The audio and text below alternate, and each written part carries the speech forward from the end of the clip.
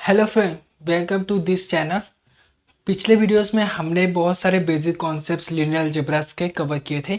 आज के इस वीडियोस में हम लोग पिछले जो कॉन्सेप्ट्स पढ़े हैं उससे रिलेटेड जितने भी प्रीवियस ईयर गेट के क्वेश्चंस बन रहे होंगे वो मैं आज आपको स्क्रीन पे दिखाऊंगा। उसको हम लोग यहाँ पर सोल्व करेंगे। साथ ही में आप भी उसको सोल्व करते रहिएगा, जिससे आपका भी साथ में प्रिपरेशन होते रहेगा। ठीक है, तो सबसे पहले आज मैं एक कॉन्सेप्ट बताना चाहता हूँ जो कि इनवर्स ऑफ मैट्रिक्स कैसे फाइंड करते हैं। तो पहले मैं आपका 2x2 का ही बताऊंगा, बाद में आने वाले वीडियोस में 3x3 के मैट्रिक्स को देखेंगे और साथ ही में कैसे आप शॉर्टकट्स का यूज करके 3x3 मैट्रिक्स का इनवर्स कैसे फाइंड कर सकते हैं। तो अभी के वीडियोज़ में मैं अभी आपको 2x2 का मैट्रिक्स का कैसे डिटरमिनेंट फाइंड करते हैं वो बता देता हूँ, क्योंकि कुछ क्वेश्चंस इन्वर्स ऑफ मैट्रिक्स से रिलेटेड है। सो मैं आपको पहले इन्वर्स वाला मैट्रिक्स बता देता हूँ, फिर बाद में हम लोग क्वेश्चंस पे जाएंगे। तो सपोज करो हमारा कोई एक मैट्रिक्स है ए, ठीक है, ए और वो कुछ है 1 2 3 4 ऐसा कुछ मैट्रिक्स है। ठीक है, अब हमें क्या करना है, इसका इन्वर्स फाइंड करना है। अब इन्वर्स कैसे फाइंड करेंगे? तो इन्वर्स फाइंड करने के लिए सबसे पहले हमें इन्वर्स का फॉर्मूला पता होना चाहिए। इन्वर्स क्या होता है? Adjoint of A matrix divide by determinant of A. तो एडजॉइंट कैसे फाइंड करेंगे? तो एडजॉइंट फाइंड करने के लिए क्या किया जाता है 2x2 मैट्रिक्स के लिए, क्योंकि हमारा ये 2x2 का मैट्रिक्स है। एडजॉइंट फाइंड करने के लिए 2x2 का क्या करना पड़ता है? सब कुछ नहीं करना पड़ता है। जो उसका प्रिंसिपल डायगोनल्स होता है ना, उसको बस हमें उसके प्लेस को चेंज करना पड़ता है। जैसे ये 4 है तो ये यहाँ पे आ जाएगा और जो 1 है वो यहाँ पर आ जाएगा। बाकी जो प्रिंसिपल डायगोनल्स को छोड़कर जो डायगोनल्स बन रहा है उसके साइन को चेंज कर देना है। मतलब ये 2 का -2 बन जाएगा और ये 3 का -3 बन जाएगा। बस ये एडजॉइंट ऑफ ए आ जाएगा। फिर यहाँ पे हम पुट करेंगे, तो जब पुट करेंगे तो 4 -3 -2 एंड 1। फिर बाद में हमें डिटरमिनेंट फाइंड करना है। तो डिटरमिनेंट कैसे फाइंड करेंगे? आपको कल ही बताया था कि आप क्रॉस मल्टीप्लाई कर दो और डिटरमिनेंट फाइंड हो जाएगा। तो 4 -3 2 जा 6। तो इस तरह से हमारा -1/2 और 4 -3 -2 1, ये हमारा इनवर्स ऑफ मैट्रिक्स 2x2 के लिए फाइंड हो जाएगा। तो आप देख पा रहे हो, सबसे पहले हमने क्या किया, ये फॉर्मूलास लिखा। फिर फॉर्मूला में हमें एडजॉइंट ऑफ ए की नीड है, तो उसको हमने फाइंड किया। कैसे फाइंड किया? जस्ट इसके प्लेस को चेंज कर दिया और इन दोनों की साइन को चेंज कर दिया। बाद में हम लोग डिटरमिनेंट फाइंड कर लिए और उसको इस तरह से लिख लिया। और इसको सिंप्लीफाई कर सकते हो, बट हम लोग आगे वाले क्वेश्चंस में इसको सिंप्लीफाई करके आंसर निकालेंगे। ठीक है, अब चलो क्वेश्चंस पे जंप करते हैं, जो हमने पिछले गेट्स के प्रीवियस ईयर कॉन्सेप्ट देखे हैं उससे ही रिलेटेड है। ओके, अगर मेरा प्रीवियस वीडियो आपने नहीं देखा है तो मैं आपको लिंक में मतलब आपको वीडियो के डिस्क्रिप्शन में प्रोवाइड कर दूंगा। आप वहाँ से जाकर प्रीवियस वाले बेसिक कॉन्सेप्ट वाले वीडियोस को ज़रूर देखना। ओके, सो चलो क्वेश्चन नंबर 1 पे चलते हैं। मैं क्वेश्चंस को 1 बाय 1 आपको स्क्रीन पे दिखाते जाऊंगा, प्लीज़ आप स्क्रीन पे देखते जाइएगा। साथ ही मैं यहाँ पे क्वेश्चन पढ़ते जाऊंगा और इस पे व्हाइट बोर्ड पे सोल्व करते जाऊंगा। ठीक है, क्वेश्चन आपके स्क्रीन पे आ रहा होगा। ठीक है, तो क्वेश्चन है, let A B C D be n/n matrices is with non zero determinant if A B C D equal to I so find B inverse. जैसा कि देख रहे हो कि हमारा ये एक क्वेश्चन आया है जिसमें हमारा A B C D equal to I है और हमें बी इनवर्स फाइंड करना है। तो ये कैसे फाइंड करेंगे? हमें किसी भी तरह से करके हमें बी इनवर्स को फाइंड करना है। तो हम क्या करेंगे ना, सबसे पहले हम लोग ए को यहाँ से रिमूव करेंगे। तो उसको रिमूव करने के लिए क्या करना पड़ेगा? हमें ए इनवर्स का दोनों साइड मल्टीप्लाई करना होगा। ठीक है, जब ए इनवर्स का दोनों साइड मल्टीप्लाई करूँगा तो, और एक चीज़ मैं इसका प्रॉपर्टीज़ बता देता हूँ कि जो यहाँ पे आप जिस साइड मल्टीप्लाई कर रहे हो ना उसी साइड आपको मल्टीप्लाई करना है। मतलब आपने इसको लेफ्ट साइड मल्टीप्लाई किया, ए इनवर्स को लेफ्ट साइड मल्टीप्लाई किया, तो यहाँ पे भी लेफ्ट साइड ही मल्टीप्लाई करना है। ठीक है, अगर राइट साइड करोगे तो ये रॉन्ग माना जाएगा प्रॉपर्टीज़। ठीक है, चलो फिर बाद में फिर इसको हम लोग साथ में कंसिडर करते हैं। तो ये हमारा आई बन जाएगा, जो कि हमने देखा था कि A inverse A equal to I, और ए इनवर्स भी आई होता है। ठीक है, तो ये हमारा आई बन जाएगा, आई बन जाएगा। फिर ये हमारा बन जाएगा B C D equal to A inverse. फिर आई को हम हटा सकते हैं क्योंकि ये मैट्रिक्स ऑलरेडी है यहाँ पे। फिर हमें बी इनवर्स फाइंड करना है ना, तो बी इनवर्स लेके आना है। तो अब बी इनवर्स भी हम लोग यहाँ पे दोनों साइड मल्टीप्लाई करेंगे बी इनवर्स को रिमूव करने के लिए। तो हमारा बी इनवर्स यहाँ पे आएगा और ए इनवर्स ऑलरेडी है यहाँ पे। फिर हमारे देखो, अब हम देख सकते हैं कि यहाँ पे भी ये बी हट जाएगा ये टर्म, तो सिर्फ बचेगा C D equal to B inverse A inverse. अब हमें सिर्फ बी इनवर्स चाहिए यहाँ पे, तो हम क्या करेंगे, ए इनवर्स को यहाँ पे भेजना है। तो इसका मतलब हमें ए दोनों साइड मल्टीप्लाई करना होगा। अगर दोनों साइड ए मल्टीप्लाई कर दूँ तो ये वाला ए मेरा चला जाएगा, तो सी मेरा बचेगा C D A equal to B inverse, जो कि हमारा आंसर होगा। मतलब कैसे फाइंड किया, जिस बस इसमें कुछ खेल नहीं है, जहाँ पे भी आप जिस डायरेक्शन में मल्टीप्लाई कर रहे हो उसी डायरेक्शन में आपको बोथ साइड मल्टीप्लाई करना होगा इसमें, क्योंकि ये वेक्टर की तरह का काम करता है। सो इसमें डायरेक्शन में, इसमें हमें मल्टीप्लिकेशंस का जो डायरेक्शन है वो मैटर करता है, क्योंकि इसका रूल है कि A B will not be equal to B A always. कुछ कंडीशन में ए बी और बी ए इक्वल हो जाता है, बट हर बार A B does not equal to B A होता है। सो ये हमारा मल्टीप्लाई के मतलब इसकी जो मल्टीप्लिकेशन का रूल है आगे पीछे का, वो बहुत मैटर करता है, इसलिए आपको बहुत अच्छे से ध्यान देना पड़ेगा इस पर। ठीक है, चलो दूसरा क्वेश्चन आपके स्क्रीन पे आ रहा होगा, उससे हम लोग सोल्व करते हैं बहुत इजी तरीके से। दूसरा क्वेश्चन है, given a orthogonal matrix A, जो कि मैट्रिक्स दिया गया है और हमें फाइंड करना है ए की पावर ए ट्रांसपोज का इन्वर्स। हमें फाइंड करना है ए मैट्रिक्स जो दिया है ए ट्रांसपोज का इन्वर्स हमें फाइंड करना है उस हमारे गिवन मैट्रिक्स के। तो जैसे कि आप स्क्रीन पे देख सकते हो, तो उसमें क्या फाइंड करना है, हमें गिवन मैट्रिक्स है जो ऑर्थोगोनल है। तो कैली के प्रीवियस वीडियोस में हमने ऑर्थोगोनल मैट्रिक्स का प्रॉपर्टीज देखा है। ऑर्थोगोनल मैट्रिक्स क्या होता है, जिसका ए और ए ट्रांसपोज का मल्टीप्लाई करते हैं और वो आइडेंटिटी मैट्रिक्स को दिखाता है, तो वो हमारा ऑर्थोगोनल मैट्रिक्स है। तो हमारा अगर ऑर्थोगोनल मैट्रिक्स है तो यहाँ पे देखो ए ट्रांसपोज हमारा ऑलरेडी दिया है। तो अगर हमें इसकी प्रॉपर्टीज नहीं पता होगा तो हम लोग सबसे पहले ए ट्रांसपोज का मल्टीप्लाई करेंगे, देन उसका इन्वर्स करेंगे। ये बहुत टीडियस प्रोसेस हो जाएगा, इसलिए अगर आपको प्रॉपर्टीज पता होगा ए ट्रांसपोज तो आई, तो हम डायरेक्टली आई पुट कर देंगे और उसका हम लोग ए इन्वर्स फाइंड करेंगे, तो इसका भी आई ही आएगा। अगर हमारा 4x4 मैट्रिक्स है तो आई 4x4 साइज का हो जाएगा। ठीक है, चलो क्वेश्चंस आगे के देखते हैं। क्वेश्चन नंबर 3 आपके स्क्रीन पे आ रहा होगा। लेट 2 0 -1 -0.13 ये मैट्रिक्स दिया है ए,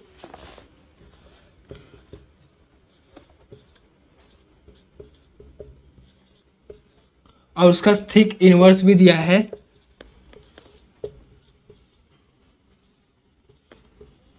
हमें फाइंड करना है ए प्लस बी क्या होगा। ठीक है, तो सबसे पहले आप जैसे देख रहे होगे स्क्रीन पे, हमें एक मैट्रिक्स दिया ए और उसका थिक ए इनवर्स दिया है, और हमें फाइंड करना है ए प्लस बी क्या होगा। तो ए प्लस बी फाइंड करने के लिए हमें ए और बी की वैल्यू चाहिए होगा। इसको हम लोग दो तरीके से कर सकते हैं। एक तो क्या, इस ए को हम लोग डायरेक्टली इनवर्स फाइंड करते हैं। अगर इसका हम लोग इनवर्स फाइंड करते हैं तो इसको और इसको इक्वेट करके ए और बी को फाइंड कर सकते हैं।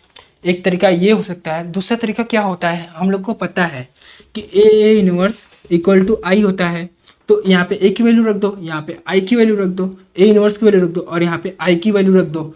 फिर जैसे इसको सोल्व करोगे तो इस तरह से हमारा ए और बी की वैल्यू इक्वेट हो जाएगी। तो हम लोग को दोनों मेथड से कर सकते हैं, बट सिंपल मेथड ये रहेगा कि अगर आपको इनवर्स पता है तो आप फटाक से सोल्व कर पाओगे। तो चलो हम लोग इनवर्स फटाक से करते हैं। कैसे करेंगे, इसका ए इनवर्स निकालना। तो जैसे मैंने आपको बताया था, पहले ए इनवर्स निकालने के लिए आपको एडजॉइंट ऑफ ए चाहिए होगा डिवाइड बाय इसका डिटरमिनेंट चाहिए होगा। तो एडजॉइंट कैसे निकालेंगे, यहाँ से बस इसका प्लेस चेंज कर देना है, तो 3 और 2 और इसका साइन चेंज कर देना है, तो 0.1 एंड ये 0 का वही रहेगा। फिर इसका डिटरमिनेंट निकालना है, तो 3 2 6 और ये 0 होगा, बस कुछ नहीं। फिर आप देखोगे कि अगर इसको अंडर मल्टीप्लाई करूँगा तो 3/6, 1/2 और 0.1 और बाई 6, तो क्या आएगा 0.1/6 और ये 0 ही रहेगा, और ये 2/6 क्या होगा 1/3 हो जाएगा। ठीक है, फिर आप देख रहे हो ये मेरा ए इनवर्स के इक्वल आ गया। अब ए इनवर्स हमारा इसके इक्वल है, तो मतलब ए की वैल्यू क्या होगी 0.1/6, तो ए की वैल्यू क्या आ गई 0.1/6। इसको और सिंपलीफाई करेंगे तो क्या आएगा 1/60। ठीक है, और b की वैल्यू क्या आ जाएगा 1/3। फिर a प्लस बी हमें फाइंड करना है। हाँ, a प्लस बी हमें फाइंड करना है, तो a प्लस बी कैसे फाइंड होगा, a की वैल्यू प्लस b, a की वैल्यू क्या है 1/60 प्लस 1/3, 60 हम एलसीएम लेंगे, वहाँ 1 बचेगा और ये 20, तो ये 21 डिवाइड बाई 60, और इसको काट सकते हो किससे काट सकते हो 3 से, 3 2 20 और 3 7 जा, मतलब 7/20 हमारा आंसर है। ठीक है, ये बहुत इजी है, ऐसे ऐसे क्वेश्चन पूछे जाते हैं इससे रिलेटेड। ठीक है, चलो नेक्स्ट क्वेश्चन देखते हैं।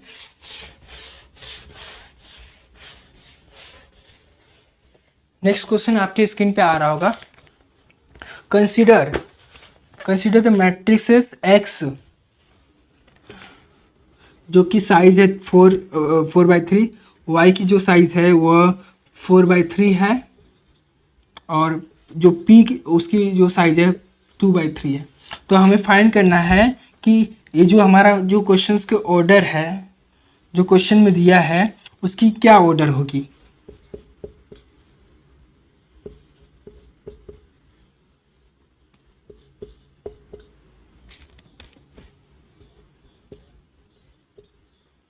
ठीक है, तो ये देखो हमारा इस क्वेश्चन की क्या ऑर्डर होगा। ठीक है, तो ऑर्डर फाइंड करने के लिए जैसे मैंने कल ही बताया था कि आप कैसे मल्टीप्लाई उसको करोगे, तो मैंने आपको बताया था कि अगर मान लो ए की कोई ऑर्डर है 2/3 और बी का आपका ऑर्डर है 3/4, तो आप क्या करना है इसको कैंसिल कर देना, और ए भी जो मल्टीप्लाई देगा वो हमारा किस ऑर्डर का बन जाएगा 2/4 का। मतलब क्या होना चाहिए, नंबर ऑफ जो कॉलम है ए का, जो नंबर ऑफ रो है बी का, वो दोनों सेम जरूर होना चाहिए मल्टीप्लाई के केस में। तो हमारा अगर ए ट्रांसपोज 2/3 का है और उसका मैं ट्रांसपोज कर देता हूँ तो ये क्या बन जाता है ए 3/2 बन जाता है। अगर ए है वो 2/3 का है और उसका मैं इन्वर्स कर देता हूँ तो कोई चेंज नहीं होगा, सिर्फ वही 2/3 रहेगा। ठीक है, ये बस आपको इम्पोर्टेंट, बस ट्रांसपोज में हमारा जो ऑर्डर होता है चेंज होता है, इन्वर्स इन सब में चेंज नहीं होता है। ठीक है, तो जैसे हम इसको कैसे सॉल्व करेंगे, तो सबसे पहले हमारा जो ब्रैकेट है ना सबसे पहले उसको सॉल्व करेगा। तो x के पावर t मतलब x ट्रांसपोज है, तो x का ये रहा, इसका ट्रांसपोज क्या हो जाएगा, मैं डायरेक्टली लिखता हूँ, इसका ट्रांसपोज क्या हो जाएगा 3/4 हो जाएगा। ठीक है, इसका ट्रांसपोज उल्टा हो जाएगा क्योंकि x 4/3 है, तो इसका ट्रांसपोज 3/4 हो जाएगा। इंटू ऐसे इंटू करते हैं ना, y क्या है y 4/3, फिर इसका इनवर्स है और ये p की पावर t है, फिर इसका भी t ट्रांसपोज है। अब इसको हम लोग क्या सोल्व करते हैं, तो ये मान लो p है और इसको कट जाएगा तो हमारा क्या बचेगा 3/3 बचेगा, और ये p के ट्रांसपोज है और इसका भी ट्रांसपोज है। अगर हम इसको p की वैल्यू रख देते हैं तो p की क्या है 2/3 है, 2/3 है, और ये 3/3 है, और p ट्रांसपोज क्या आ जाएगा 3/2 आ जाएगा। तो बस इसके काटते जाइए, ये कटेगा ये कट जाएगा, तो बचेगा 2/2, और उसके पावर ट्रांसपोज है तो इसका ट्रांसपोज भी 2/2 ही आएगा। मतलब आंसर हमारा इसका 2/2 आंसर आएगा। और ये बहुत बार क्वेश्चन पूछा गया है गेट में, सो ये प्रॉपर्टीज आपको ज़रूर याद रखना चाहिए। ठीक है, नेक्स्ट क्वेश्चन देखते हैं। अगर आपको ये क्वेश्चन नहीं समझ में आया तो प्लीज़ आप कमेंट करके मुझसे इस क्वेश्चन के बारे में पूछ सकते हो। चलो नेक्स्ट क्वेश्चन देखते हैं। Multiplication of matrix E and F is G, multiplication is E F equal to G. ठीक है, और ई एफ की वैल्यू आपको दिया है, ई एफ मतलब ई और जी की वैल्यू हमें दिया है और बोला है कि फाइंड द एफ। तो आपको एक चीज़ देख रहा होगा, ए जो ई जो दिया है ना वो कुछ तो दिया है मैट्रिक्स में, और एफ फाइंड करना है, और साथ ही में जी ना हमें एक आइडेंटिटी मैट्रिक्स दिया है। तो इससे आपको कुछ तो पता चल रहा होगा कि ये किस फॉर्मेट का बन रहा है। तो आपको लग नहीं रहा है कि किस कोई एक था मैट्रिक्स, उसका कुछ ट्रांसपोज रहा होगा तभी जाके आइडेंटिटी मैट्रिक्स आया ना। तो ये किस को फॉलो कर रहा है, ये हमारा ऑर्थोगोनल मैट्रिक्स को फॉलो कर रहा है, क्योंकि ऑर्थोगोनल ही मैट्रिक्स ऐसा है जिसका ए होता है और उसका ट्रांसपोज का मल्टीप्लाई करते हैं तब जाके हमारा आई आता है। तो अगर हमारा आई दिया है यहाँ पे, तो जो मैट्रिक्स ए है उसका ट्रांसपोज का मल्टीप्लाई ही रहा होगा तभी ना मतलब आइडेंटिटी मैट्रिक्स आया होगा। तो इसका मतलब जो एफ होगा वो हमारा ई का ट्रांसपोज रहा होगा। मतलब जो ऐसा ऑप्शन देखो, जो ई का ट्रांसपोज अगर कर दोगे तो वो एफ के इक्वल आएगा। तो एफ क्या होगा, F equal to E transpose. ठीक है, बहुत बहुत ही कॉन्सेप्चुअल क्वेश्चन था ये। चलो नेक्स्ट क्वेश्चन देखते हैं। चलो इनवर्स फाइंड करना मैंने आपको सिखा दिया है, तो कुछ क्वेश्चन इनवर्स के हैं जो कि मैं आपको स्क्रीन पर बस दिखा देता हूँ, प्लीज़ आप इसको अपने से ट्राई कीजिएगा। तो द इनवर्स ऑफ 2/2 मैट्रिक्स जो दिया है उसका आपको इनवर्स फाइंड करना है। ठीक है, नेक्स्ट क्वेश्चन है the product of matrices P Q inverse P is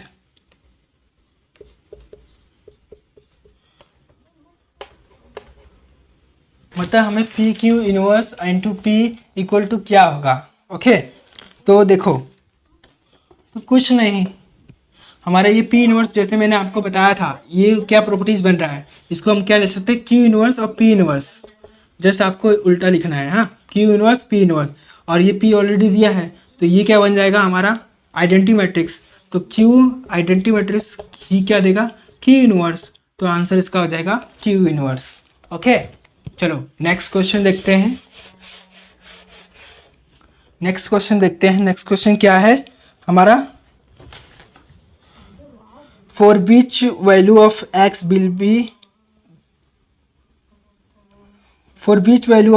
will the matrix given below becomes singular.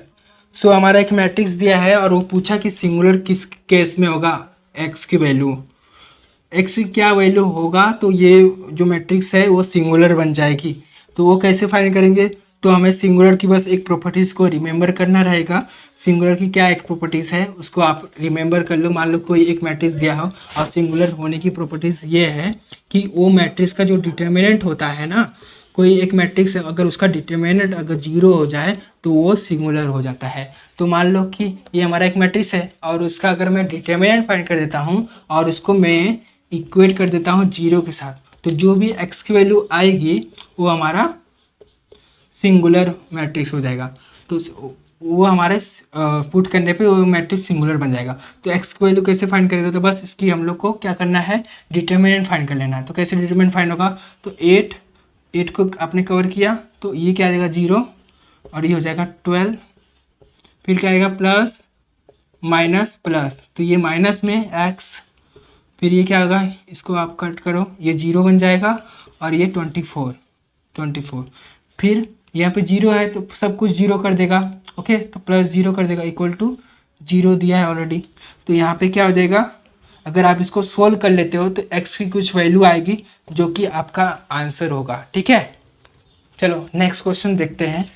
बस आपको इस क्वेश्चन में सिंगुलर मैट्रिक्स की प्रॉपर्टीज़ को लर्न करना था कि सिंगुलर मैट्रिक्स कोई भी डिटरमिनेंट निकाल दो, अगर उसको 0 के साथ इक्वेट कर देते हो देन वो आपका सिंगुलर मैट्रिक्स हो जाता है।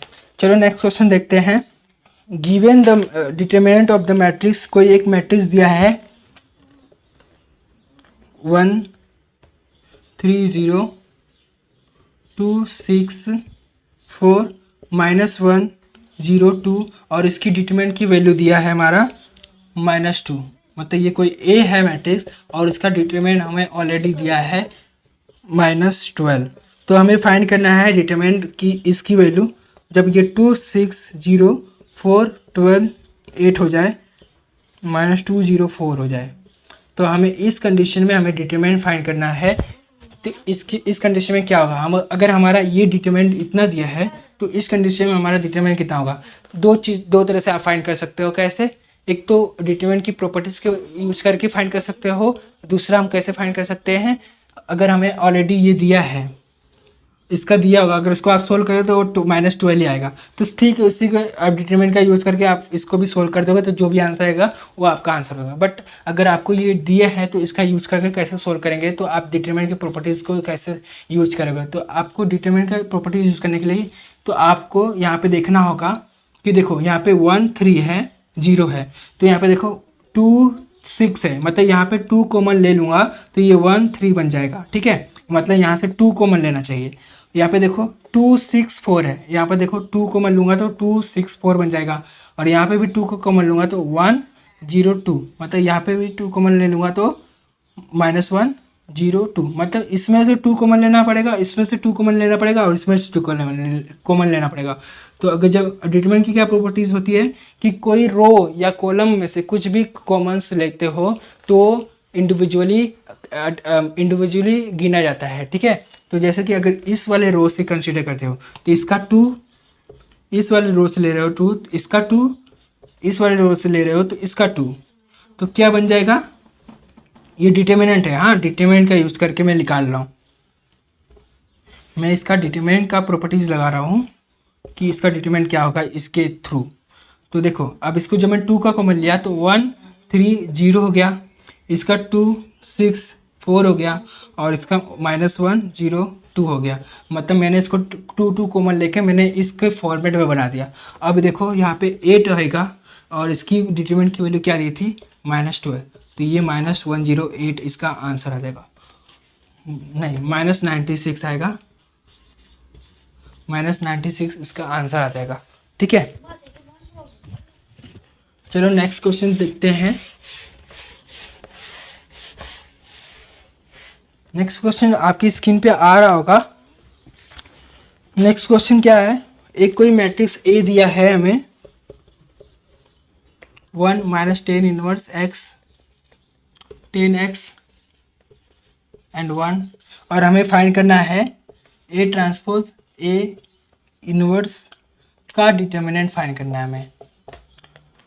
तो देखो जैसे कि आपके क्वेश्चन से यहाँ पे है और हमें कोई मैट्रिक्स दिया है ए, और हमें ये हमें इसका डिटरमिनेंट फाइंड करना है। तो हम क्या करेंगे, अगर हमें कुछ प्रॉपर्टीज़ को पता नहीं होगा तो हम क्या करेंगे, हम लोग सबसे पहले इसका ए ट्रांसपोज करेंगे, फिर बाद में ए इनवर्स निकालेंगे और इसका मल्टीप्लाई करेंगे, तब जाके डिटरमिनेंट फाइंड करेंगे।